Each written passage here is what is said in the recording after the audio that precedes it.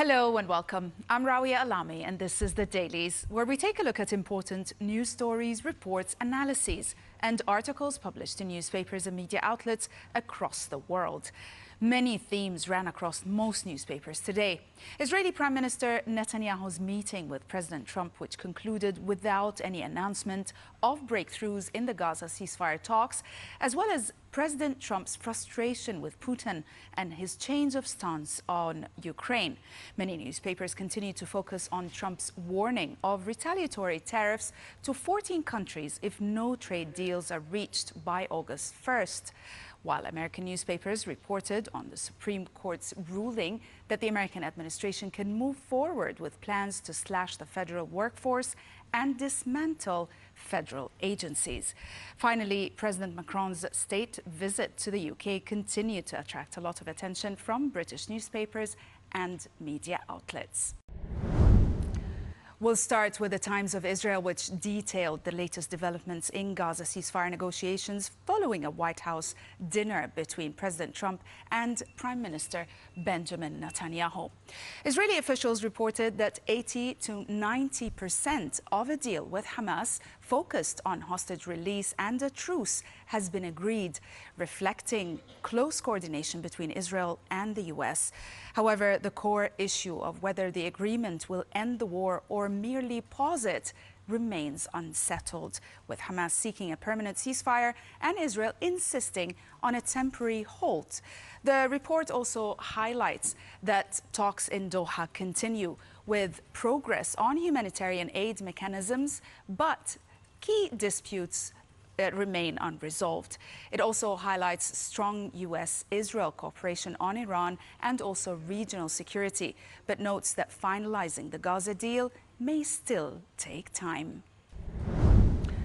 The Jerusalem Post published an analysis explaining why Prime Minister Benjamin Netanyahu's recent meeting with President Trump in Washington felt notably different from past high-profile visits. Unlike the usual Oval Office photo ops and joint press conferences, this meeting was deliberately understated. No public ceremony, limited press access, and a private dinner with senior teams.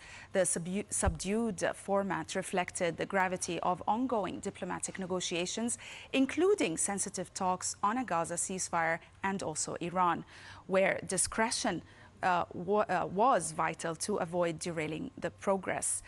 The article highlights that the lack of spectacle signaled a focus on real deliverables rather than optics. Netanyahu's symbolic nomination of Trump for the Nobel Peace Prize further underscored their alliance, projecting mutual respect and strategic alignment at a critical moment.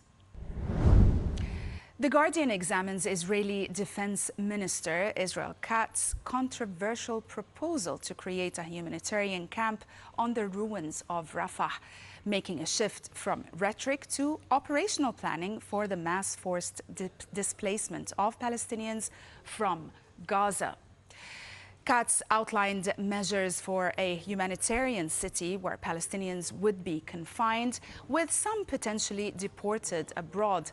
Actions human rights lawyers argue cannot be considered voluntary under current conditions. While Katz claims support for Prime Minister Netanyahu, experts and former diplomats describe the plan as unviable, also impractical and morally indefensible. Yet they warn it should not be dismissed, given reported feasibility studies and past discussions are also underway, with critics warning the proposal may constitute war crimes under international law. As President Trump threatens to impose further tariffs on more than 14 countries if no trade deals are reached by the 1st of August, The Economist published an analysis examining President Trump's latest trade policy, saying it targets China in an innovative way by pressuring third countries in the global supply chain.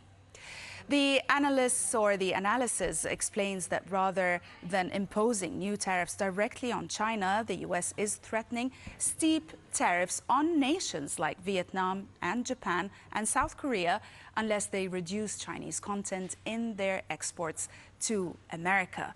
The piece also includes a chart showing the estimated rerouted exports from China to the US via third countries in April and May of this year.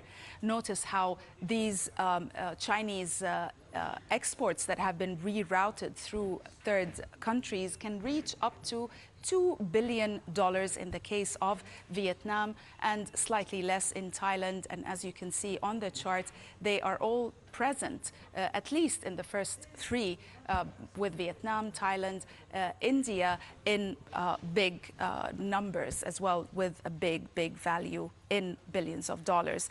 Now, the approach forces countries to pick sides, risking their relationships with either US or China.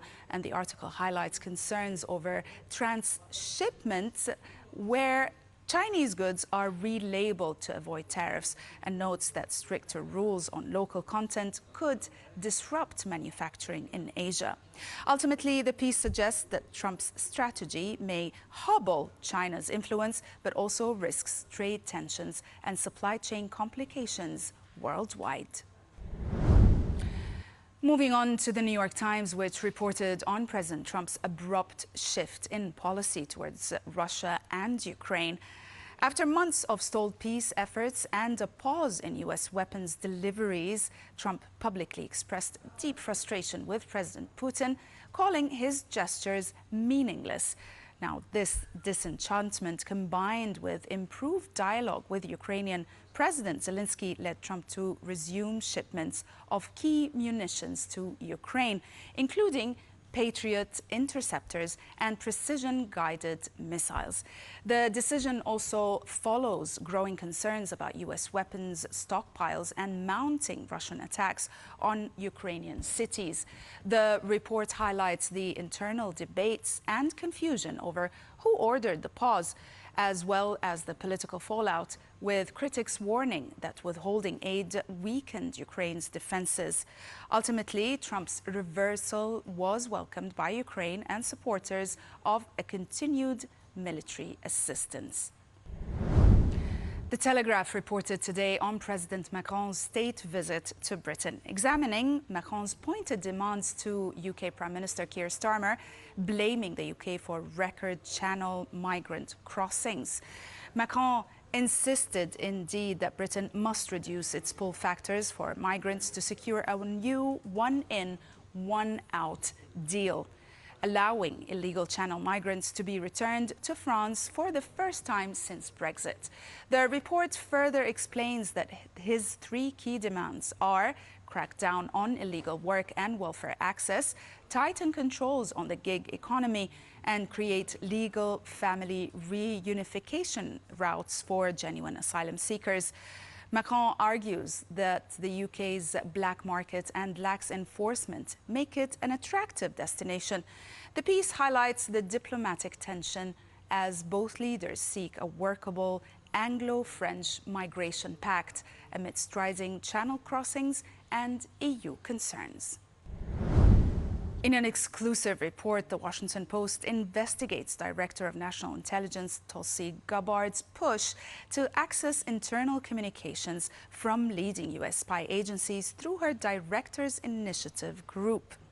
The initiative aimed at exposing weaponization against President Trump's policies seeks to use AI to analyze emails and chat logs. However, the move has alarmed intelligence officials who fear privacy breaches and counterintelligence risks and increased politicization within the intelligence community.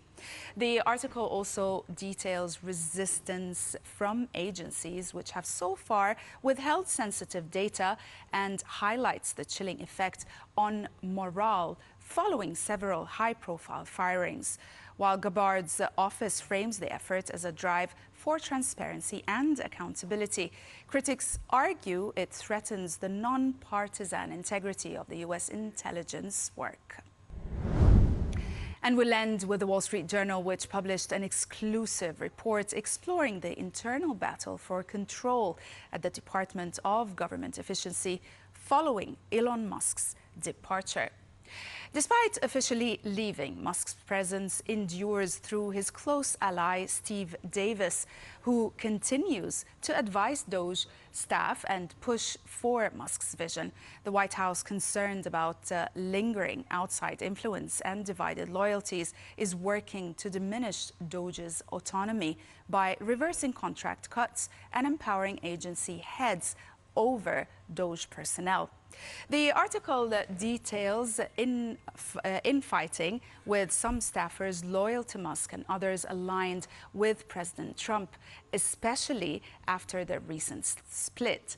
As Musk's team advocates for a new tech-focused DOGE, the White House is scrutinizing the agency's claims and shifting its priorities, leaving DOGE's future uncertain.